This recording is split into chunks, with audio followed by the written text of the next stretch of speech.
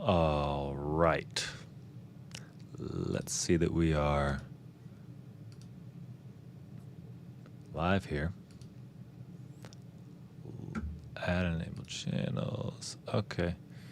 Oh, unable to connect to Kick. Why? Oh, good thing. There we go. All right. Good evening, nobody. And why is this one not working? Tonight, we will be... Why are you not connecting? Sending data. Tonight we're going to be talking about why I have, after working so hard for so long to get my dream job in corporate America, why I put in my notice and what is next and what am I on about here. I mean, in general, what we're on about is certainly practical, personal development. That's been my biggest hobby horse ever since I had what I used to call my quarter-life crisis when I turned 26, 36 now. So I've spent the last 10 years being really interested in like what actually makes for a good life. And I think it's a hot topic right now. I think that as everything is so freely available information-wise, it's like what really matters, what really counts. And is happiness even like a good goal to have? And is it possible to become happy? Or are you just born that way or not born that way? I found that one take is that every personal development book or any kind of book about how to live a good life or enjoy your life, the first chapter must be replaced with get and stay decently jacked for life. It's a non-negotiable because it feeds into so many other things. It's not just about the aesthetics or any shallow nature of it, or that it's going to help you get a better, date or whatever. There's so many things that go into it that help you feel better. I mean, the way you look and feel usually go hand in hand to a great degree. So I think every guy needs to get and stay decently jacked. I think abs are not overrated, for example. I've seen like Gary Vee's former trainer. Maybe he's changed his tune on this, but there was a time I think his name's Jordan Syatt. I've seen a lot of these guys go on this kick of like, nobody cares if you have abs, and it's not like, well, yeah, they do, and you should as well. And it's easy enough to stay in great shape and put it on autopilot. You have to invest a lot up front, but once you do, you can put it on autopilot, just like you can with your money, for example. Like I started out my adult life with negative $50,000. I've graduated college with $50,000 of student debt, and I moved to Manhattan. I had a good job, but I mean, still, I was just starting my life out there. So I wasn't making that much money. I was making $69,000 a year and $50,000 in debt and only paying the interest on those loans. I think that Dave Ramsey and Caleb Hammer would not have approved of my personal financial decisions. But hey, it's been 12, 13 years since then, and we're finally doing okay now. We're finally doing well enough to have some runway laid out and make the switch to retire from corporate life, which is, I can't believe, it's kind of hard to believe I'm saying that given how much I've been thinking about it for the last 5 years. There was a time, this is a phenomenal story. So I did this in my whole personal development journey. Now, I did a lot of different things. I did silent meditation retreats, which I highly recommend. Highly recommend. Everyone have an established meditation practice. I was reading the almanac of Naval Ravikant here, and there's a point in there where he says that meditation doesn't do much. It doesn't really make a big difference in your life or your ability to stay peaceful or happy. But I wonder how many, say, silent meditation retreats he's done. I'm willing to bet the answer is 0, because it is one of those things. That's like saying if you've only been to the gym a few times and then you say, yeah, lifting weights doesn't really do much to build muscle or strength or anything like that. Well, that sounds like somebody who just hasn't seriously lifted weights yet. So there's no question that like meditation, for example, is highly effective at retraining your brain, training your focus muscle, training your ability to let go of things. I mean, there's one thing, if there are concrete things we can say it does to take the woo-woo aspect out of it, it would be that it gives you choice points that wouldn't otherwise exist. It's like something happens and then you react or respond to it. You can intuitively get that as soon as you know. You can think about the last time you got mad or angry about something, you know that something happened and then you got mad or got angry. So you notice that there's a point where you could choose to do something else. It doesn't mean that that thing shouldn't have made you mad. Maybe it should have made you mad, but do you want to be mad about it for like 2 hours or 2 years or the rest of your day? Or do you want to be mad about it for like 5 seconds and then ultimately say, okay, is there something for me to do about this? Is there an action I can take, or is there a way to extricate myself from this situation or not? And either way, what you want to do is move forward with your life and get back to living your life the way you want to live it. Like, you don't want to be held hostage by the next thing that happens to you. And so that's one thing that I think you can definitely get from meditation, but it takes a lot of time. It takes a lot of training, just like building your body physically and getting stronger and building some amount of muscle. It takes time in the gym. It takes eating a certain way and getting sleep and everything like that. You know, the analogy is so spot on, and the correlation between, say, lifting weights to build your physical body, like you could actually see it in the mirror. And the dubious thing about meditation is you can't really see a difference. I mean, maybe you could in your face, probably some micro expressions, maybe some AI could detect the face of someone who's just gotten off of a 10-day silent meditation retreat and somebody who hasn't. But it's a lot more difficult, of course, to see what's actually going on inside your mind.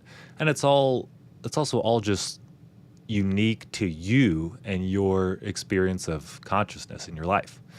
So those are some big things to hit on the personal development piece. But yeah, as far as what I'm doing here, I feel a bit at the moment. Now, this is not the case, but I'll be honest. I feel a little bit like a dog who is chasing a car and he's caught up to it. And it's like, oh, now what do I do? I wanted to do this for so long. I started my first YouTube channel like 5 years ago. And I made about 50 videos, and that was when I was kind of heavier in the woo-woo spiritual stuff, and I was working with my, love the term life coach. We got to come up with a new term for that. Transformation architect, I think. Life transformation architect, perhaps, was what he called himself. But, you know, just like there's different levels of people who play basketball. It's like, did you play in high school or not even play in high school? Or are you in the NBA? Or are you dominating the NBA? Obviously, there's levels to, say, the coaching world. But again, that stuff is really dubious, I say. And it's tough to suss out who's a charlatan and who's not. And I think there is a healthy amount of pessimism probably about that whole endeavor. Like, what do you mean you're getting a life coach? And who's this life coach guy? And what about his life? And is he infallible? So who relates to? But the point of it is basically just helping you accelerate your journey of, say, self-awareness and figuring out who you are and what you want. I mean, those seem like, I don't know if they seem like simple or easy questions or things to figure out. And there do seem to be those people who never question that. They know who they are and what they want from the time they're a kid and what they want to do when they grow up, and they do it, and it all turns out great.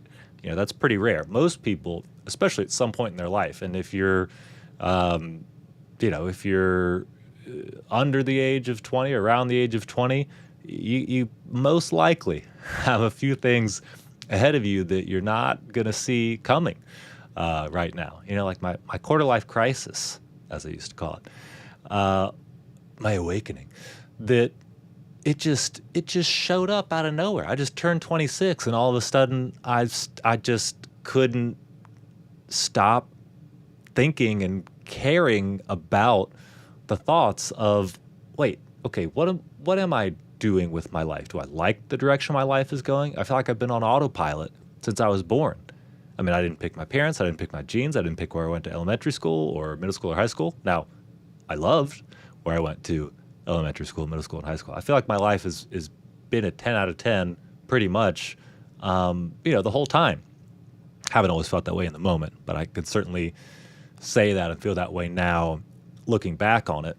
You know, my remembering self is saying that, yeah, no, my life has always been awesome. I'm extremely lucky and grateful for the life that I have. But that doesn't mean that there haven't been plenty of times and some longer periods of times where I didn't feel so great and I didn't like where I felt like I was in my life or where I was headed or what the options were ahead of me. You know, again, I'm 36 now, and that at the same time feels really old. Feels really old to think about my college self. I remember being in college and thinking, I can't believe I'm gonna be like 36 one day. I have 3 older siblings, so I've had this experience of getting to grow up and see people pretty similar to me, sharing half my genome, grew up in the same house with the same parents, although it wasn't the same house, and they weren't the same parents, as Gabriel Mate might tell us. But, B-U-T-T, I had these 3 people to sort of look up to or look ahead to who, yeah, are in some ways going to be as similar to me as anyone else in the world, and I'm seeing what it's like for them to live and develop in their own lives. And I think that's a great thing about being, say, like the youngest of 4 kids, for example, is getting to see that, because it relieves a lot of that potential anxiety about continuing to grow up and get older in life. You know, when you're in your early 20s, you think your life's gonna be, you may think that your life's gonna be like over, be so different by the time, you know, you're 40, like, oh God, 40, that's so old. But now, I'm 4 years away. Well, my birthday's coming up, actually, so I'm really close to like 3 years away. And don't people make that point that like when you're born, you know, your first birthday, yeah, you're turning 1, you've been alive for a year. Anyway, I'll be 40 before I know it. And I no longer think that that's old. And that's because I'm biased and because I'm almost 40. If you'd asked me when I was 20 or 25, I would have said, yeah, 40 is really old. But it can be, I think for a lot of people, growing up and getting older comes with a lot of difficulties. And going back to, you know, what I was saying, what would the point of having a coach be? You know, to help see your blind spots, to help raise your level of self-awareness. I mean, it's helpful to think about yourself like a player in a video game. You got all these different attributes, like an attribute for self-awareness. I mean, it's generally good to have more self-awareness than none of it, although too much of it can be not great. It can produce anxiety. Like that, just having a lot of self-awareness in and of itself may not do anything for you. You need to tack other things onto that. So you think about the attributes that your player would have. Again, you're creating a player in a video game, and I'm remembering, all the times I've done that since I was a little kid, creating football, basketball players in video games, creating myself. I've created my golfer and playing PGA 2K25 these days. I've created my golfer. He looks just like me, and he's phenomenal at golf. It's a lot of fun to play with him. But you just like you'd have those attributes for speed and strength and acceleration, agility, all that stuff. Well, what are the ones that you think about having in your own life as a person, as you are, and think about which ones you would want to turn up and which ones you would want to turn down? I mean, generally, now that you're being faced with the question, it's pretty easy to see that, well, you'd like to turn up the dials on things like confidence, happiness, gratitude, peace, freedom, well-being, love, all that stuff. You would love to turn those dials up if you could, and you'd love to turn down the dials on self-consciousness, unhappiness, anger, sort of the antonyms of all those things. And when you sit there and think about it, you think, well, how much control do you ever feel like you have over those things?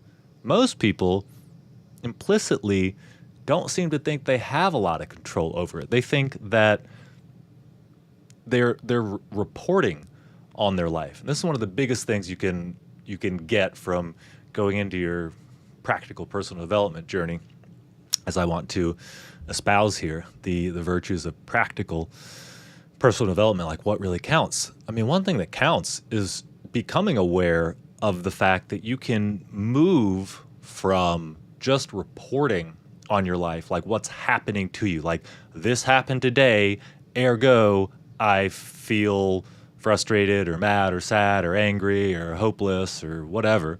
Or maybe you had a great day and it's like, oh, well, because this thing happened today, well, that's why I had a great day.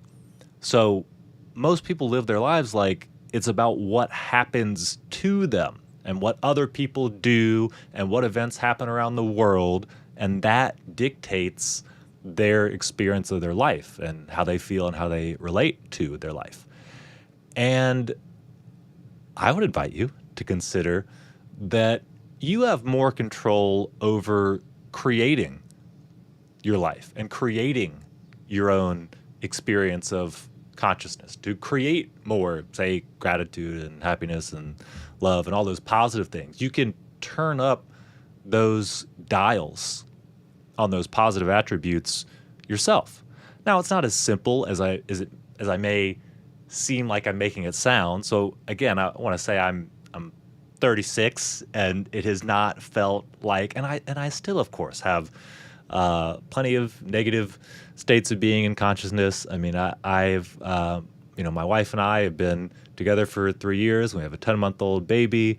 I've had a demanding corporate career for the last almost 15 years. I've been on my whole fitness and nutrition journey, and it's, at times been marked by injuries. I've had plenty of things to be dislocated by in one way or another. And yet I know that, for example, by doing things like, and I know this is going to like kind of sound cheesy, but, I picked this up from, I'm sure there's a lot of different places and people that have talked about the idea of having a gratitude journal. I know that sounds kind of cheesy, but BUTT.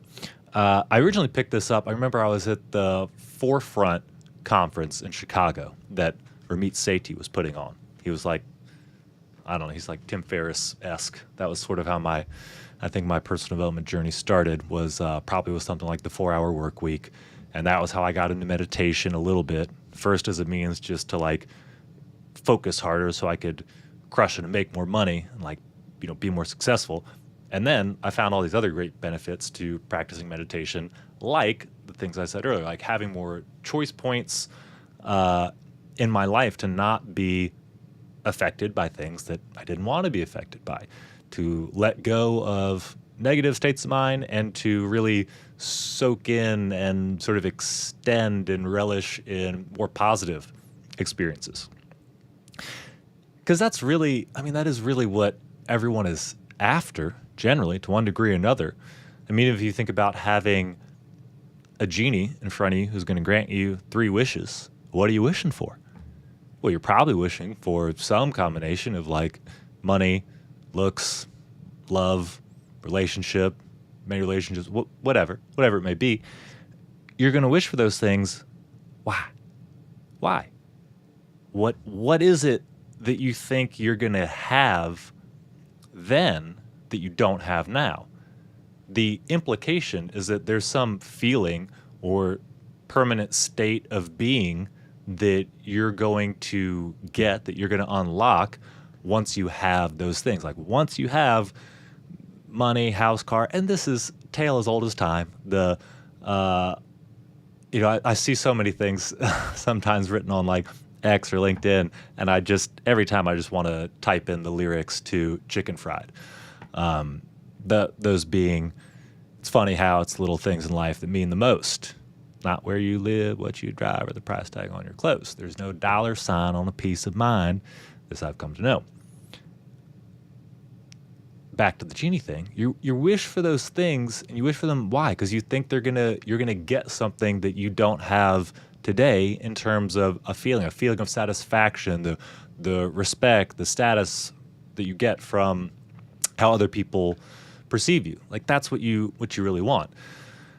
And I think it's important to recognize that you got to play this game from both sides.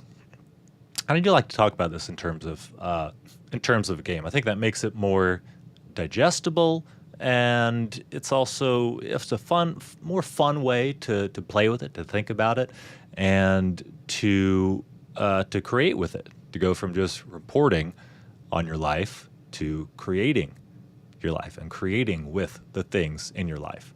Like maybe something bad is happening to you, okay, but this is now a thing that you have to create with, to potentially create something positive that maybe you wouldn't have seen before. So you want those things from the genie. You want them because you think it's going to get you some sort of internal feeling that you don't already have. And you need to play this game from both sides. I think it's important to both improve your life internally, like with the power of your own mind, like creating yourself inside your own head and body, that like, well, I am a more grateful person, and I am a happier and a more free and a more peaceful person. I am a more confident person. Okay, yes, and I'm a big yes and guy. You're going to hear me say yes and about 6 or 9 million times and for the rest of my life. So yes, and you also must pursue improving your life objectively on paper. Like you could show it to someone else. You could show a vlog of your life to somebody else, and they would agree, okay, well, yeah, look, this person went from A to B. They went from not being in shape to now being in shape. I can see now that they have more muscle and less fat than they did a year ago. That's objectively an improvement. And if you tell me that they're also improved in the way that they relate to themselves and their life, and they feel more confident, they feel proud of themselves, every time they look in the mirror, they think, yeah, damn, I look good, and I did this. I put in this work. I prepared those meals. I did all those workouts. That's what I mean when I say you want to play the game from both sides. You want to both improve the way that you relate to yourself and your life, and you want to improve things objectively in the real world.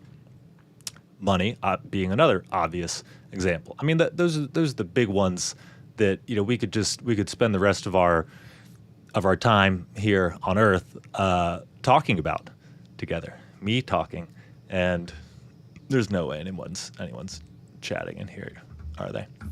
How do I check that? Hey, how come? All right, why are we not connecting to Kick?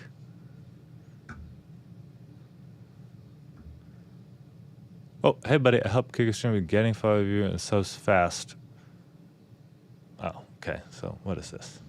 I don't know. 0 followers, last live 2 minutes ago. But I should be live right now. You know? Why? I don't know. Well, let's not let that drill. I think I should also be on YouTube and Twitch.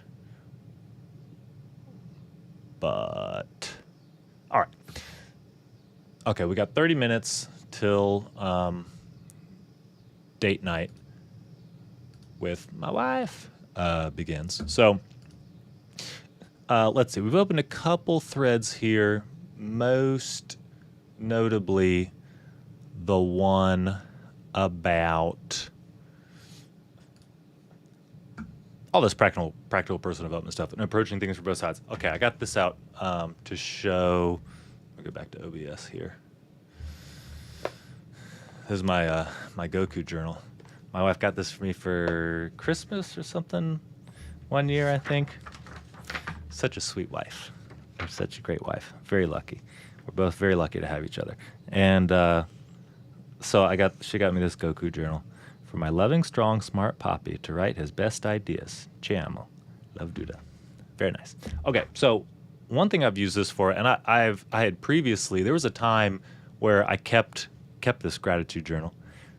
That cheesy idea, but there's really there. And I went back. I'll pick that thread back up.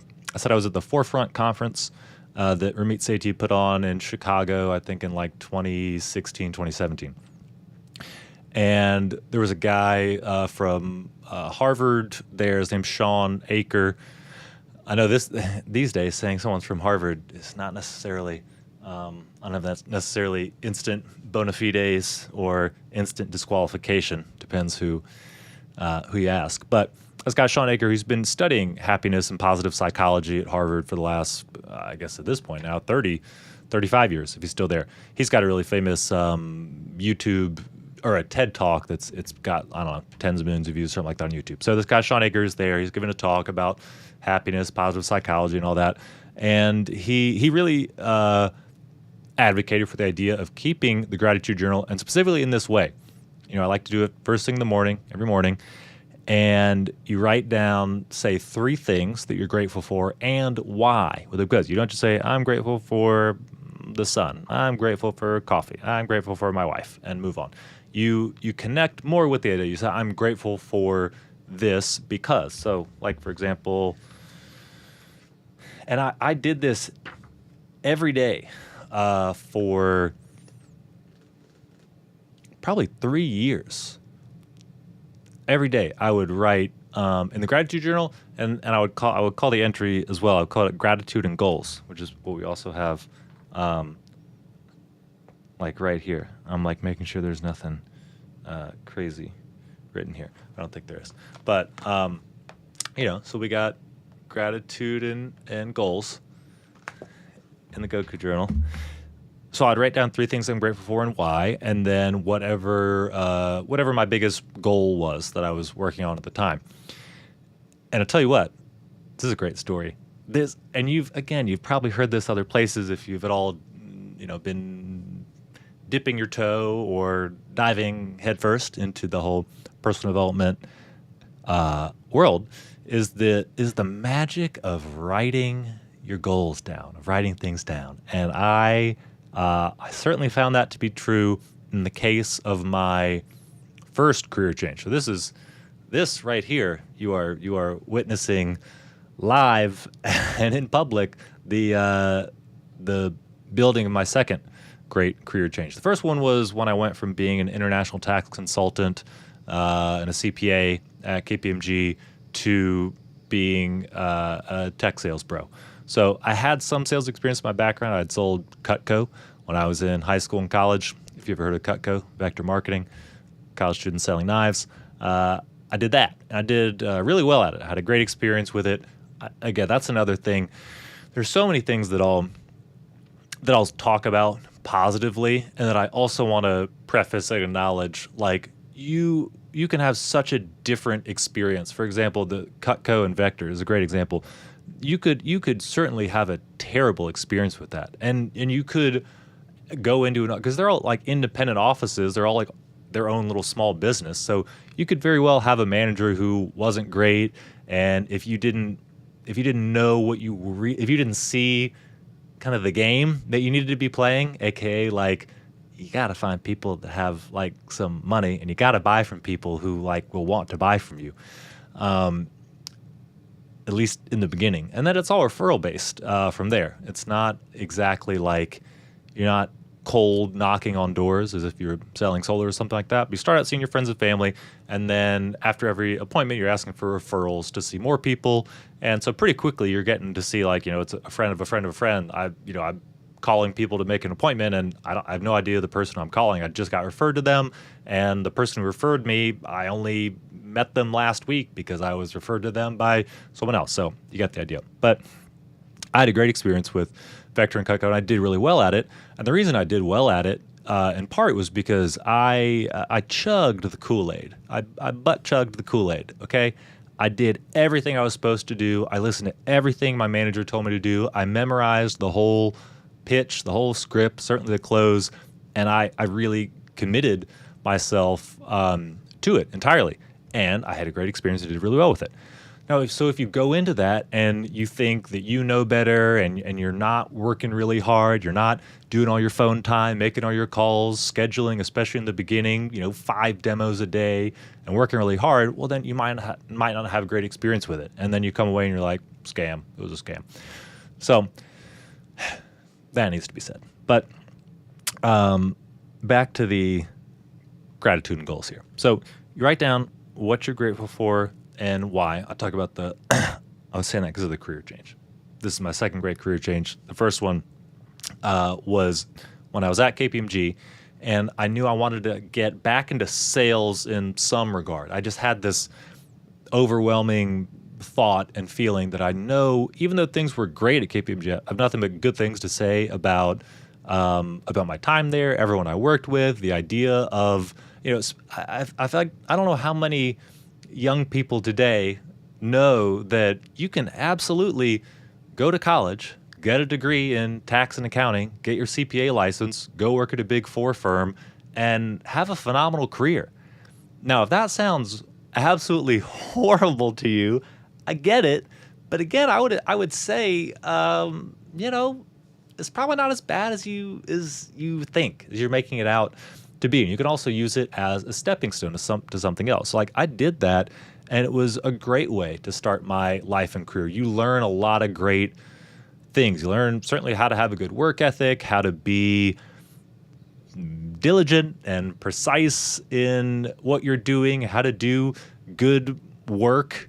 There's a lot, and it's also, generally you're going to get to work with great people, and there's a good social aspect to it. So a career in the Big Four, I still think is a great option, and it's not something that I feel like you hear a lot about in general. I think if there's one thing, now perhaps it's ironic because I'm sitting here talking about how I'm retiring from corporate America now and I want to build my own online business. Okay, well, I'm only doing that now because I'm 36 and I've gotten to the point where there's so many things that I know I want to bring into the world. I want to make the bet on myself. I want to build my own thing. I want to do something that I know I can do for the rest of my life that won't feel like work. I mean, like I'm working right now. It's Saturday at 8 p.m.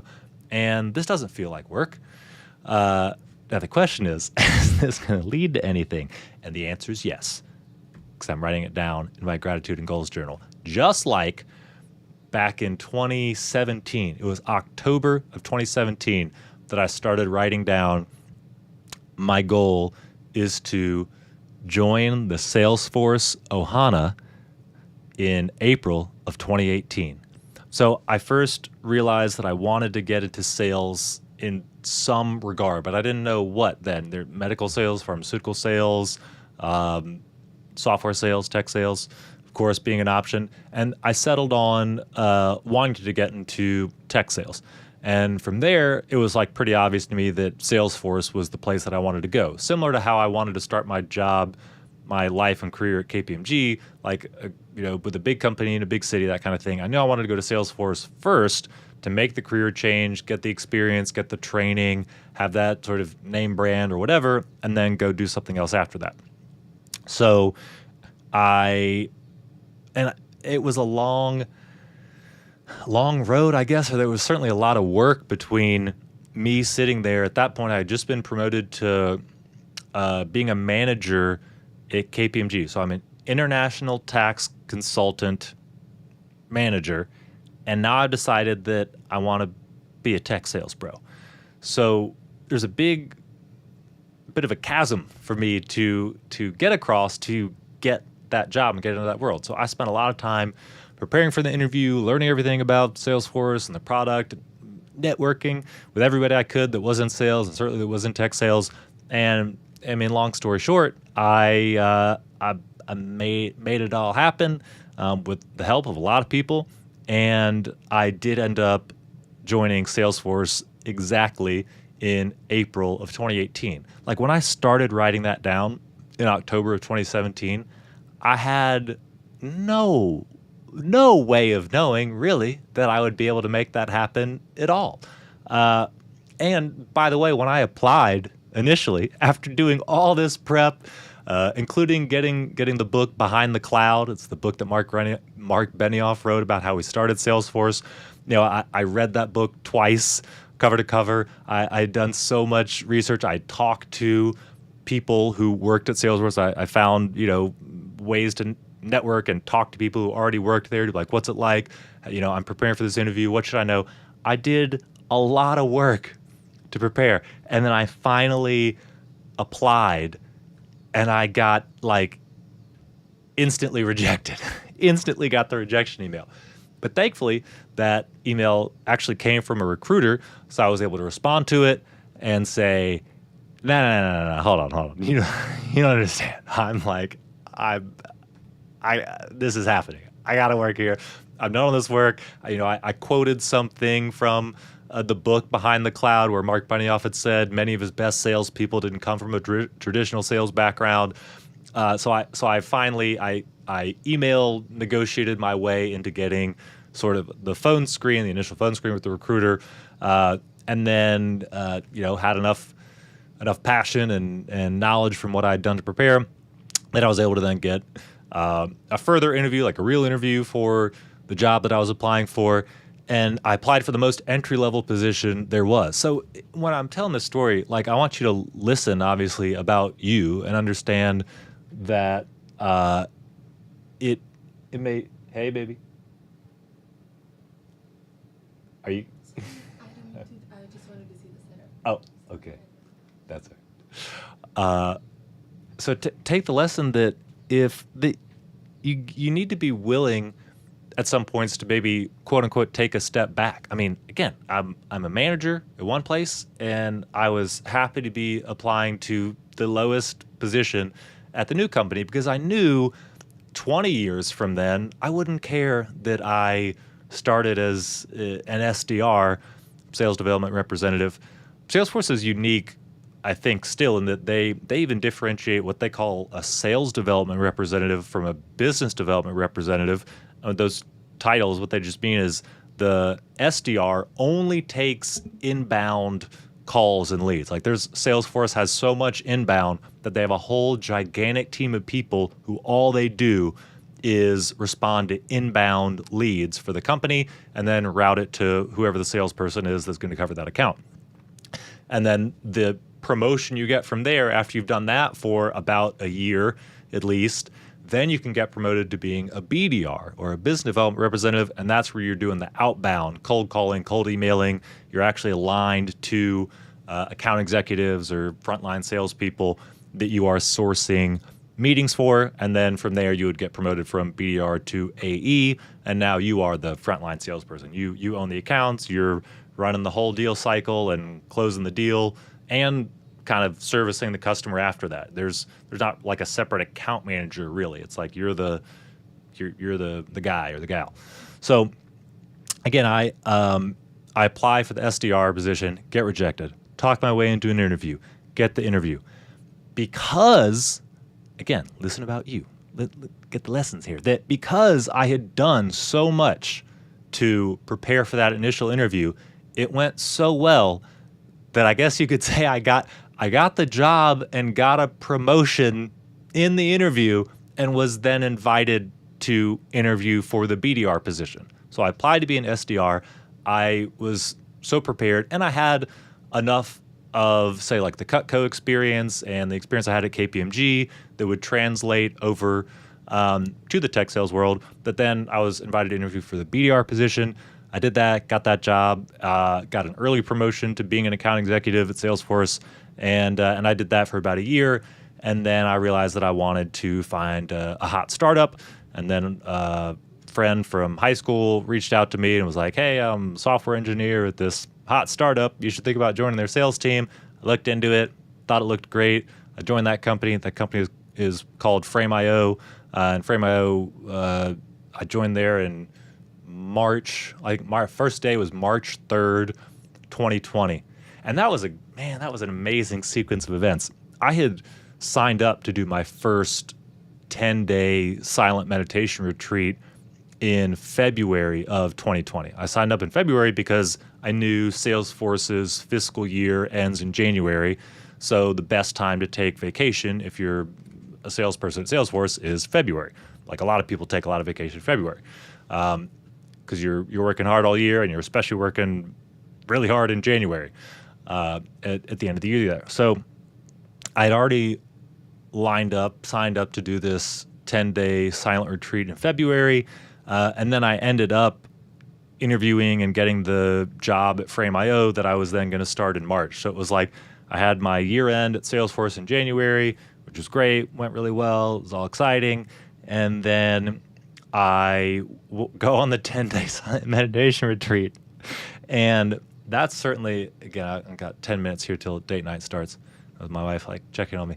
So I come back from that first 10-day silent meditation retreat, and I'm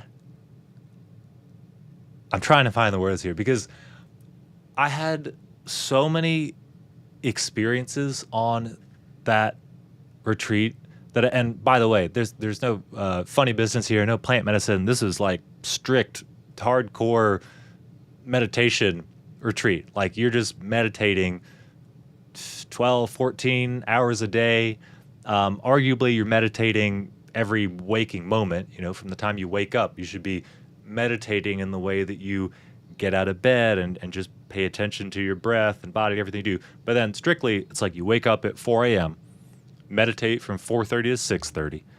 You get breakfast and a break from 6:30 to 8. But again, you should be slow walking meditation to breakfast. You should be meditatively eating your breakfast, and you just stay meditating the whole time, okay? But you meditate 4:30 to 6:30, breakfast and a break 6:30 to 8, meditate from 8 to 11, lunch and a break from 11 to 1, meditate from 1 to 5, and then you have a lesson, like a Dharma talk and a lesson, which is this old recorded video. The retreats that I did were these, you could refer to them as Goenka retreats, Goenka. That's the name of the guy, like the last major teacher in this chain of teachers that supposedly traces all the way back to Siddhartha Gautama, the Buddha. And they say they have an unbroken chain of teachers going back to the Buddha. And you listen to this like Dharma talk. It's like an old, 80s, 90s recorded video that you watch, and he gives a talk every evening that's just like kind of recapping the day and going through the technique that you're supposed to be doing, and just kind of he tells stories about the life of the Buddha, and he tells stories about his own life, and he makes some jokes in there, which, by the way, when all you've been doing, when you certainly have no phone, no entertainment. I mean, you go there, and again, all you're doing is meditating the entire time. I'm saying all this to say it will help explain why I say I had all these just crazy, like, mystical experiences and all these things that I would have thought that you would have to meditate alone in a cave for like 10 years to ever experience the kinds of things that I did just on that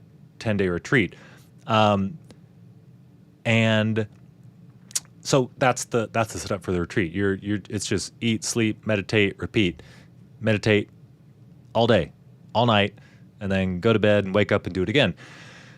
And also think about the fact that your life normally, like day to day, you're always just dealing. You have so many inputs. You have so many inputs from your day and the day you had yesterday, and that's what occupies your mind the whole time. So the first couple days of the retreat is really like settling in. That's why I would say I couldn't imagine, especially for your first time, only doing like a 3-day retreat, because generally the first 3 days of the retreat are terrible and very difficult. And you're sitting through a lot of pain and you're trying to build your focus muscle and you can't believe you don't have your phone and, any form of entertainment, and you can't eat all the yummy foods you want to eat. You just have these like vegetarian meals, 2 meals a day, and you can get some fruit and tea in the evening. But generally it's like, it's just such a different way of living your life for that period of time. And I had a huge breakthrough on my 3rd day on the first retreat. So again, I'm saying all this to say I go on this retreat, I have these crazy experiences. I'm like totally, I say I'm a different person, yes, but in the sense of like being unconditioned to many of the things that I had been conditioned to my entire life. And because that's a big lesson I think to take from and in the whole personal development thing is you learn that your practical personal development journey is just as much. I used to think it was all about like stacking on positive attributes. Like I got to learn this skill, I got to learn this thing, and I got to like build my character up in this video game. And I got to add these skills and abilities and turn up these attributes. Yes, and see, there it was again. Yes, and practical personal development is so much about letting go of stuff that you don't realize. You get this like huge backpack on with all this shit in it, and it's heavy, and you don't even realize you're carrying it. And then you can take some stuff out of it, or like take it off entirely, and you can let go of so many things that are holding you down, holding you back, keeping you from being happy, grateful, peaceful, loving, all that kind of stuff. So I remember saying at the time, I had never been to therapy or anything like that, but I came away from that treat saying I felt like I just, in one regard, it felt like I had done years of therapy in those 10 days. Because one concrete example was I used to be really kind of afraid of bees, wasps, things like that. Didn't like them. There was a wasp buzzing around, really bothered me. Bees, the same. And in order for me to get to my pagoda cell, I had to walk by this flowery bush that had a shit ton of bees buzzing around it. So I'd walk by it every day, and I'd be walking right by, like a foot away from all these bees buzzing. And every day I walked by it, I'd be like, oh my God. And then all of a sudden, one day, I'm walking by, and I just notice that is completely gone. I don't have the fear or the anxiety or anything, and I'm just like, oh, it's just noise, and they're just bees. And I just see them, and I can hear them like buzzing, but I don't have some reaction to it. Maybe a silly little example, but that carried over to many, many, many other things in my life once I got back from the retreat. So I got back to Salesforce, and I put in my notice that day because I knew I had the job lined up at Frame.io. The timing just coincidentally worked out that it just made sense for me to put in my notice the day I got back from the retreat, and so I did. And then I started at Frame.io in March of 2020, and then COVID and lockdown hit within like 2 weeks after that. So that was great timing to have done my first long meditation retreat right after being locked inside for the next couple years. That was pretty fortuitous. So I joined Frame.io, and just had. I've been, it's luck, and it's what you make of your luck. Ultimately, it's luck all the way down, you could say. Again, in the sense of like, you didn't pick your parents, you didn't pick your genes, get to be born in this time and place and have these opportunities. That's the other one point I want to make, that where I think any of this spiritual stuff or personal development stuff, I think where it goes awry in one aspect is any time that people try to say try to make this point about like you chose this life that you're living right now, or that that peace and all these things are possible for anybody, and they're just innately there for you.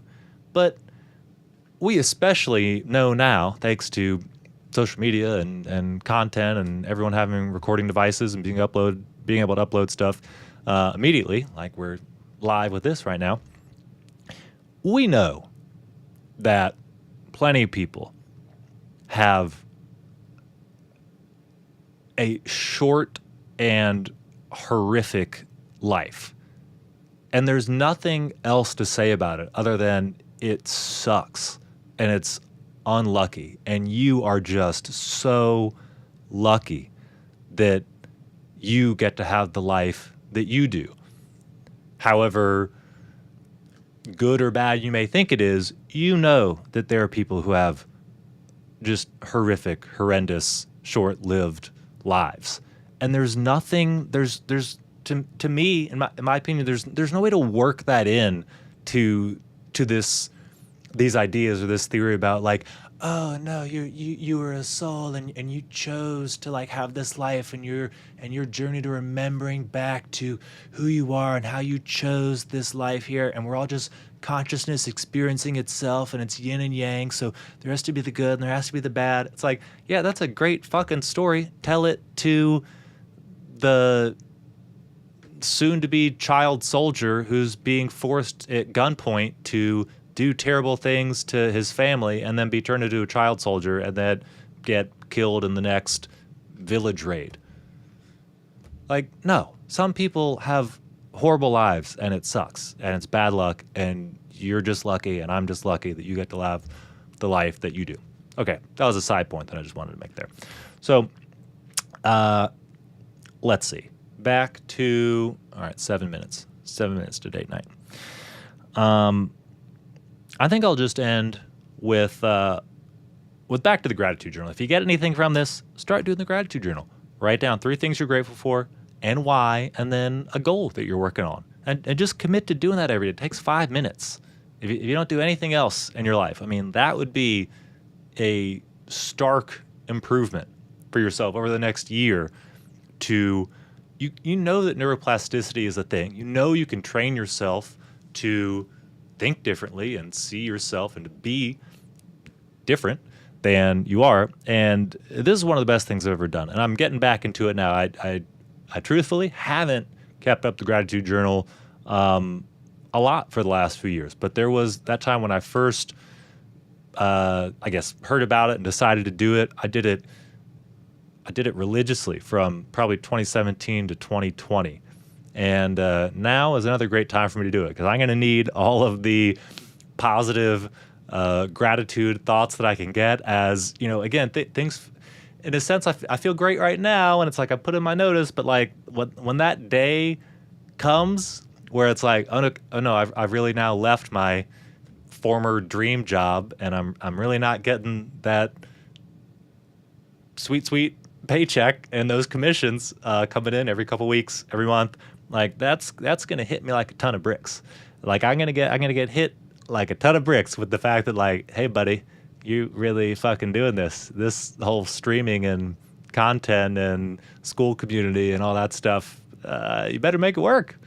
And I will because I'm writing it down with my gratitudes and I'm taking action. Again, this is again similar to how you got to work things from, just say both angles. Try to keep it simple and just say there's 2 major angles to work things. There's the inner game and the outer game. So there's the inner game for me, like creating myself to be the kind of person who can do this and writing it down and creating my new identity. And my goal is to, I'm writing down my goal is to make $1 million in the next 12 months. No idea how I'm going to do that. And you also may be thinking or saying like, oh, well, the money thing, what, after everything you said and your goal is to make $1 million, that seems kind of shallow. I'll explain another time why exactly I settled on that rather than saying like, my goal is to, whatever, like help 1 million men become jacked and zen. The brand is jacked and zen, and yeah, I want to help people become jacked and zen. But if I helped 1 million people become jacked and zen, and I didn't make any money from it, and I eventually ran out of money, and I couldn't feed my wife and daughter, well, then I wouldn't be. It wouldn't mean a lot to me that I had helped 1 million people get jacked and zen. So I got to be honest and say, like, hey, I got to make money off this. I want to make money off this, and I know that the way for me to do that, I know that's never going to happen if I'm being anything other than hardworking and authentic and helping other people. There's no way that's going to happen if I'm not creating 10 times that value. I know I need to create 10x the value that I want to get back. So I know all that. That's all ingrained in my bones. But I do have this focal point. This focus for me is like I got to figure out how to eventually monetize this and make money. But the MO, the goal for the first 3-6 months is not to think about asking anyone for anything. That's why I have 2 years of runway set out for myself, and that's why I'm just going to be focused on helping, providing as much value as possible, and just creating. I want to be streaming like hours a day, every day. I got to turn it into clips. There's a lot of hard work I have to do. So again, that's what I'm talking about, the two different ways to approach this. Yeah, I'm going to write down, what I'm grateful for and why, and write down this goal, and that's great. And I can write down, my identity, and I can meditate, and I can look myself in the eye in the mirror and be like, I love myself, and I am a successful solopreneur. I can do all that stuff. I can do all that inner work, and I got to make a lot of fucking great content and help a lot of people, like objectively, really, tactically help people and do things and create things in the real world. So you got to do both. You've got to play the inner game and the outer game. You have to actually go to the gym and lift weights like your life depends on it and change the food you're putting in your mouth. You have to do that. And you have to be kinder to yourself and be a friend to yourself. That's the other, all right, 2 minutes. Date night commencing soon. And it's good to think about the conversations you have with yourself and talking to yourself the way that your best friend would, or the way that you would talk to your best friend. So you just think about that. Don't ever be it's okay to be critical of yourself, of course. If there are things objectively that you need to change or you can improve, yeah, let's call that out. Let's be honest about it. And don't just poop on yourself, though. Be kind to yourself. Be kind and encouraging, but firm and disciplined.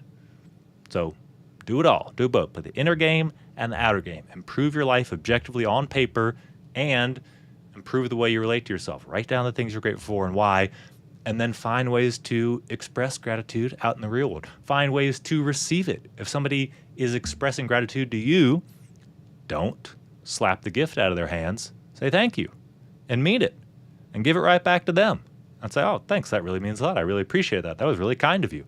Now you received the gift and you gave it right back. It's good stuff. All right. We will see you next time. And that's, okay, I'll end with this. One of the great things about so my wife grew up in Brazil, so there's so much pop culture. Like, I got to introduce her to Billy Madison and Happy Gilmore, and just last night, I got to introduce her to the old Bill O'Reilly clip of the Fuck It, We'll Do It Live. It was so funny, because I had not seen it in years. I forgot how funny it was.